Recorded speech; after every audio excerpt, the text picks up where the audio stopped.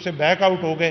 اسی کو دیکھ کر جو پی ٹی آئی کے وکلاء صاحبان ہیں ان میں سے کچھ نے اگر یہ کہا, میرا نہیں خیال کہ وکلاء تنظیمیں جو ہے وہ اس چیز کے خلاف کوئی تحریک جو ہے وہ چلائیں گی, بلکہ وکلاء تنظیمیں انشاءاللہ اس کو اپریشیٹ کریں گی, اور زیادہ تر وکلاء جو ہیں اس پہ سیٹسفائی ہیں کہ چیزیں اب بہتر ہوں گی. اور وہ جو ججز کہ جو بڑے چیمبرز سے پسند کیے جاتے تھے اور لگائے جاتے تھے, اب چھوٹے چیمبرز میں جو وکلاء بہتر کارکردگی کے حامل ہیں ان کو بھی ججز کی اپرچونٹی ملے گی, اور وہ بھی جو ہے ہائی کورٹ اور سپریم کورٹ کے ججز انشاءاللہ تعینات ہوں گے. آپ کو دیتے ہیں وہ مائک آ گیا, پھر مائک آپ کو دیتے ہیں. اچھا چلیں جی.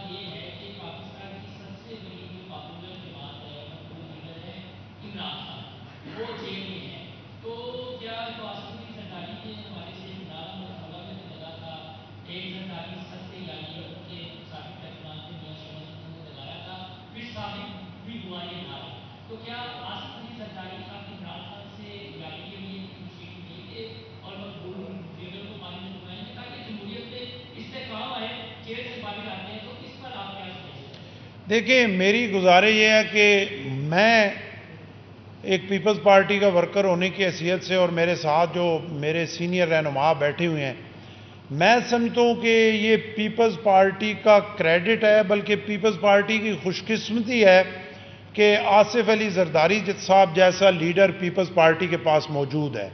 اگر موجودہ سینیریو میں آپ دیکھیں تو آج مجھے یہ کہنے میں کوئی دوسری آر ہی نہیں ہے, کوئی بات ہی نہیں ہے کہ آج اگر کولیشن گورنمنٹ یہ چل رہی ہے تو اس میں بہت بڑا حصہ جناب آصف علی زرداری کا شامل ہے کہ وہ پریزیڈنسی میں بیٹھے ہوئے ہیں, تو معاملات کو وہ بہتری سے جو ہے وہ آگے بڑھا رہے ہیں. اور آصف علی زرداری تو دیکھیں وہ عظیم انسان ہیں کہ جنہوں نے 11 سال تک جیل کاٹی, جنہوں نے بہت ساری مشکلات برداشت کی, اور ان پہ وہ الزامات لگائے گئے کہ جن کا نہ کوئی سر تھا نہ اور پیر تھا, اور انہوں نے وہ سارا کچھ برداشت کیا, اور جنہوں نے ان کے ساتھ زیادتیاں کی تو آپ دیکھیں کہ وہ اتنا عظیم انسان ہے کہ وہ آگے 10 قدم آگے بڑھ کے ان کو گلے لگاتے ہیں.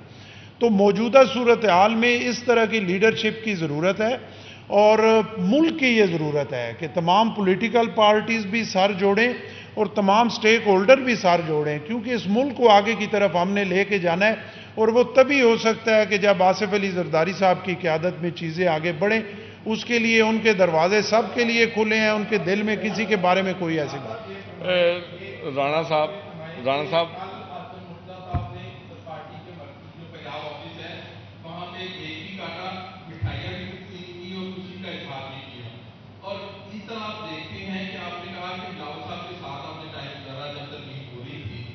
میرا سوال کل میں نے اپنے ساتھ سے بھی کیا تھا کہ مولانا صاحب کی جاتی خلا کے باہر بڑی بند پریس کانفرنس تھی, پھر اس کے بعد بلاول صاحب 3 مرتبہ یکے بعد دیگرے مولانا صاحب سے انہوں نے ملاقات کی.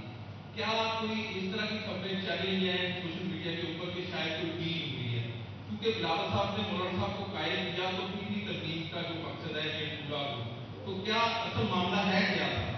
دیکھیں, کوئی ڈیل نہیں ہوئی. مولانا صاحب نے بڑے زبردست طریقے سے جو ہے اپنی چیزیں ادھر رکھی, ایک ڈسکشن ہوا, تمام پوائنٹ ڈسکس ہوئے. ایک آدھ پوائنٹ پہ تھوڑا ڈیڈ لاک تھا, مولانا صاحب اس پہ 80% ایگری تھے, 20% نہیں تھے. انہوں نے پھر وہاں سے ٹائم لیا اپنی مشاورت کا, انہوں نے مشاورت کی, اس کے بعد بلاول صاحب کو ملے اور وہ چیزیں طے ہو گئیں, اور یہ جو ترمیم ہے وہ پاس ہو گئی. اتنی سی بات ہے.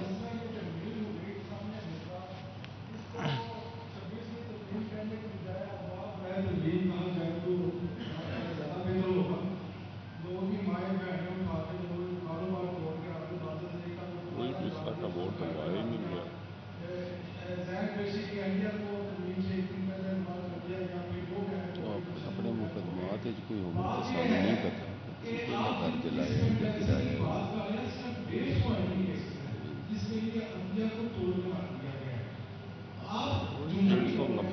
ٹائم لے کر جدوں نے انتشار کو ختم کیتا ہے اسی. دیکھیں, بات یہ ہے کہ کسی کو کوئی نہیں اٹھایا گیا, کسی کے خلاف کوئی نیا کام نہیں کیا گیا. اگر کسی نے خود کوئی ایسا کیا ہے تو وہ تو اسی نے بھگتنا ہے نا, اس کی جگہ میں تو جیل نہیں جا سکتا. ہم تو بیچارے وہ ہیں پیپلز پارٹی والے کے آج سے پہلے ہم ہی جیلیں کاٹتے رہے ہیں. اب جنہوں نے جو کیا ہے اپنا پیٹے پیڑ انہوں نے جنہیں کھا دیا گاجراں, انہوں گاجراں جنہیں کھا دیا بھگتنا انہوں ہی ہے. اور دوسری بات یہ ہے کہ پیپلز پارٹی نے نہ پہلے کبھی انتقامی سیاست یا اس کی طرف گئی ہے نہ اب جائے گی, بلکہ پیپلز پارٹی نے ہمیشہ کنسنسس اور بہتری کی بات کی ہے. اگر کسی پہ کیسز ہیں وہ بھگت رہا ہے. کوئی ایسا ووٹ کون سا پڑا ہے کہ جو بگوڑا تھا اور اس نے آ کے ووٹ ڈالا ہو؟ کوئی ووٹ ایسا نہیں پڑا. ساری چیزیں آپ کے سامنے ہیں, کسی کو تھریٹ نہیں کیا گیا. اور باقی رائے ہو سکتی ہے, ٹھیک ہے کہ جی پارلیمنٹ کو جو ہے اختیار نہیں ہونا چاہیے. اگر پارلیمنٹ کو اختیار نہیں ہونا چاہیے تو افتخار چودھری کو ہونا چاہیے اختیار, کہ وہ اپنے پسند کے ججز تعینات کریں اور پسند کے فیصلے لیں.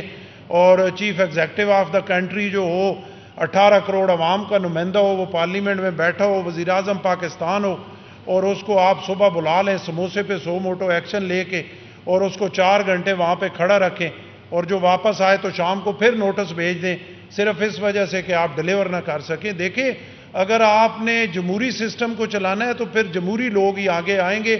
پارلیمنٹ ہی سپریم ہے, پارلیمنٹ ہی کریں گی تو چیزیں بہتر ہوں گی.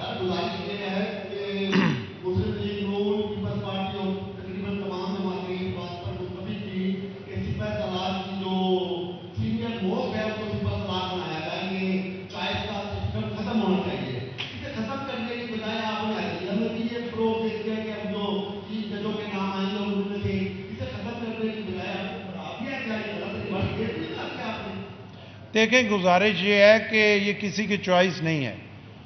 اس میں ایک پارلیمانی کمیٹی ہے, جوڈیشل کمیشن ہے, سب نے مل کے بیٹھ کے اس میں ووٹنگ کرنی ہے, ایک ایک کو ڈسکس کرنا ہے.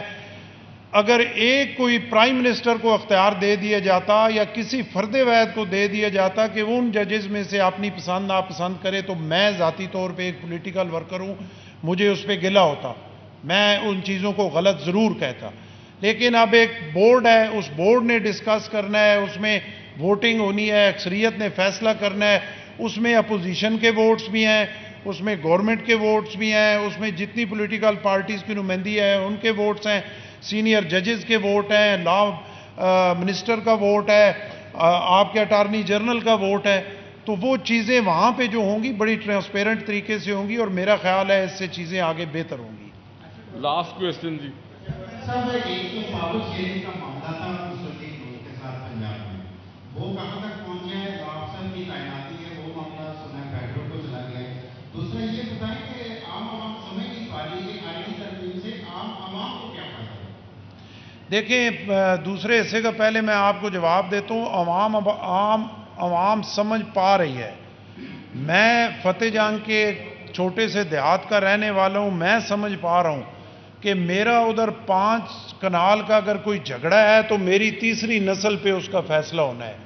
اور جب بھی میں بہت ساری, کیونکہ میں گراس روٹ لیول سے آیا ہوں, میں وہ دیکھ کے آیا ہوں کہ 20 سال سے اس 5 کنال کا فیصلہ میرا ہائی کورٹ میں لگ ہی نہیں رہا, میری باری ہی نہیں آ رہی. میں سپریم کورٹ میں جاتا ہوں, میں صبح جا کے کھڑا ہوتا ہوں, شام کو لیفٹ اوور ہو جاتا ہے اور میں گھر آ جاتا ہوں. جب لیفٹ اوور ہو جاتا ہے پھر اگلی باری اس کی 4 سال بعد آتی ہے. اور ججز نے وہاں بیٹھ پہ ٹکر چلانے ہیں, انہوں نے حکومتی جو کیسز ہیں ان کو سننا ہے, اور انہوں نے یہ دیکھنا ہے کہ ٹی وی پہ میری باتیں جو ہے وہ کتنی ٹائم کے لیے آئے ہیں. جی ملک صاحب. یہ ملک صاحب کے بعد آپ کا, آپ بھی ملک صاحب, دونوں ملک ہی اور لسٹ سے ایسی ہیں تو سکھا. اچھا جی.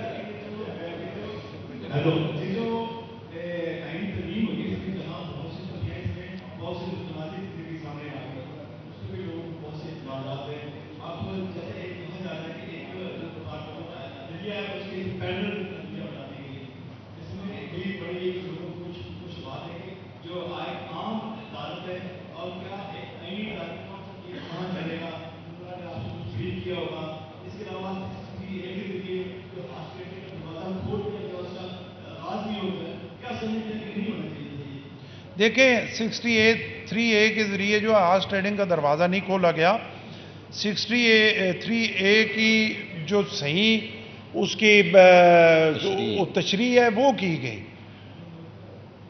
میں نے جیسے آپ کو پہلے کہا، کوئی بھی ذی شعور بندہ جو فیصلہ سابقہ چیف جسٹس صاحب نے دیا کہ میں نے کسی کو گولی ماری نہیں اور مجھے سزائے موت دے دی گئی، بندہ مرا ہی نہیں اور مجھے لٹکا دیا گیا، اس میں یہ فیصلہ کیا گیا کہ ووٹ آپ کی کاؤنٹ ہوئی نہیں، اچھا یا برا کسی سائڈ پہ، اور آپ ڈسکوالیفائی ہو گئے. اسی کو ٹھیک کیا گیا کہ ووٹ کاؤنٹ ہوگی، اس کی سزا ملے گی، اس کو ڈسکوالیفائی کر دیا جائے گا.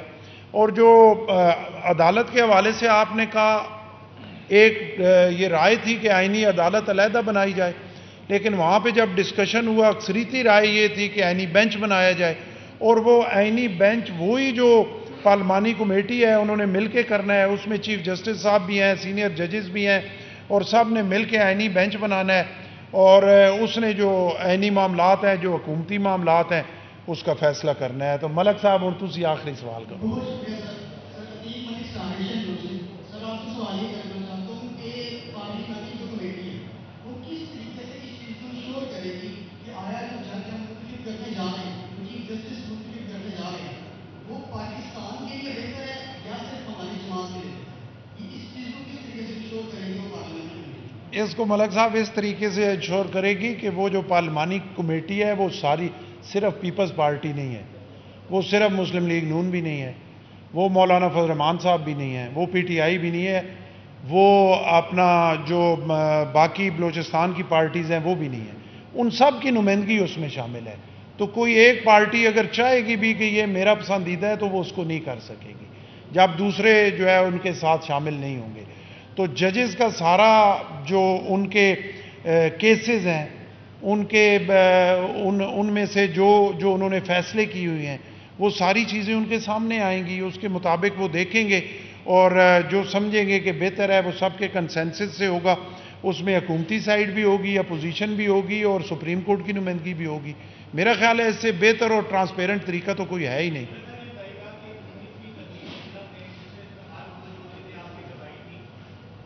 انیسویں ترمیم جس طرح سے آپ لوگوں نے پارلیمنٹ سے جس سے انتخاب جو کے لیے کروائی تھی وہ آپ نے اس ترمیم کے ذریعے مکمل طور پر ان کو ختم کر دیا، جس کے اوپر یقینی طور کے اوپر تمام کی باتیں پارلیمنٹ مبارکباد کی مسئلہ ہے.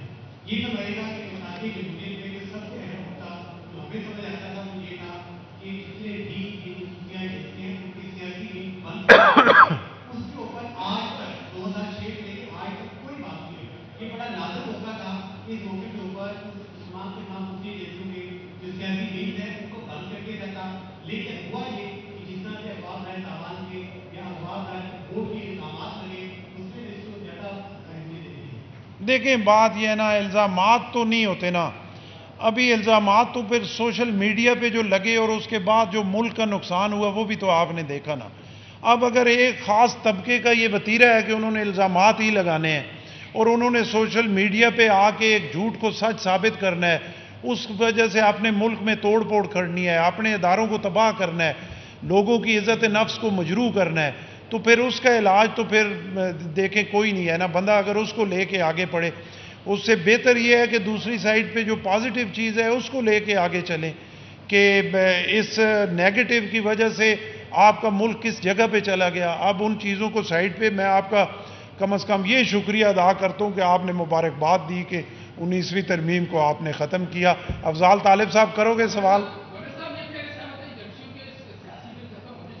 دیکھیں بات یہ ہے کہ یہ شروعات ہے، آپ نے ایک آئینی ترمیم کی شروعات ہے. اسحاق ڈار صاحب نے آپ کو کہا کہ ابھی 100 سے اوپر 150 ترمیم ہم نے اور کرنی ہے، تو ایک کام شروع ہوا ہے. دعا کریں چیزیں آگے اور بہتر ہوں گی.